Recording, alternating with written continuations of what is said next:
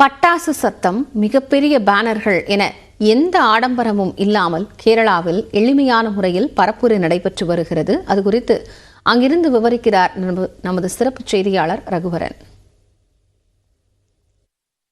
முதற்கட்ட தேர்தல் முடிந்து இரண்டாம் கட்ட தேர்தல் மக்களவைத் தேர்தலானது 26ஆம் தேதி கேரளாவில் நடைபெற இருக்கு. நம்ம கேரளாவில் இருக்கோம்.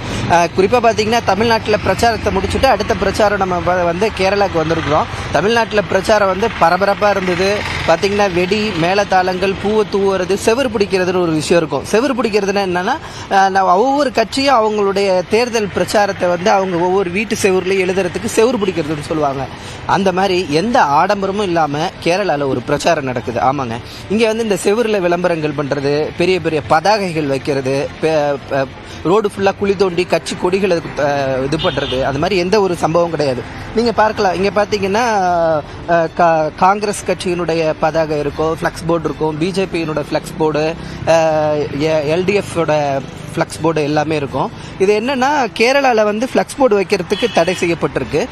எந்த ஒரு அனுமதி பெற்ற ஒரு குறிப்பிட்ட இடத்துல மட்டும்தான் இந்த அனைத்து கட்சிகளும் அவங்களுடைய ஃப்ளக்ஸ் போர்டு வைக்கணும் அப்படின்னு சொல்லிட்டு ஒரு வரையறை இருக்கிறதுனால இங்கே அனைத்து கட்சிகளும் அந்த 10க்கு 10 அப்படின்ற எண்ணிக்கை அடிப்படையில், அளவின் அடிப்படையில் அனைத்து கட்சிகளும் இங்கே அவங்களுடைய ஃப்ளக்ஸ் போர்டை வச்சிருக்கிறத பார்க்க முடிகிறது.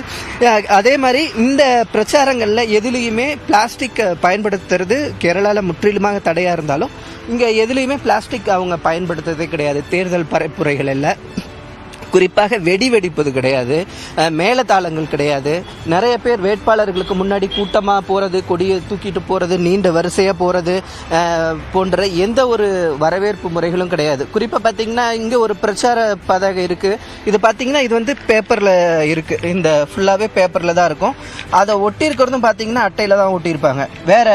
வேற எங்கேயும் ஒட்ட, இது மாதிரி அனுமதி பெற்ற இடங்களில் மட்டும்தான் இந்த மாதிரி பதாகைகள்லாம் வைக்கணும். இங்கே பார்த்தீங்கன்னா காங்கிரஸோட பதாகை இருக்கும். இந்த மாதிரி அனைத்து கட்சியினுடைய பதாகைகளும் பார்த்தீங்கன்னா இந்த ஒரு இடத்துல மட்டும்தான் இருக்கும். அதே மாதிரி சுவர் விளம்பரங்கள் கிடையாது. இந்த மாதிரி நிறைய ஏன்னா இது வயநாடு பார்த்தீங்கன்னா நிறைய வனவிலங்குகள் அதிகமாக இருக்கக்கூடிய பகுதியாக இருக்குது. அதனால் எந்த வெடியும் வெடிப்பது கிடையாது, மேளதாளங்கள் கிடையாது. அவர்களுடைய கொள்கை சார்ந்த விளக்கங்களை மட்டும் மக்கள்கிட்ட எடுத்துகிட்டு போயிட்டு எந்த ஒரு புதுவிதமான பிரச்சாரமாக இருக்குது. ஏன்னா நம்ம தமிழ்நாட்டில் அவ்வளோ ஆடம்பரங்களையும் வெடி சத்தங்களையும் மேளதாளத்தையும் கேட்டுட்டு இப்படி ஒரு அமைதியான இயற்கை சூழலுடன் கூடிய ஒரு பிரச்சாரத்தை பார்ப்பது நமக்கு ஒரு புதுமையாக தான் இருக்குது.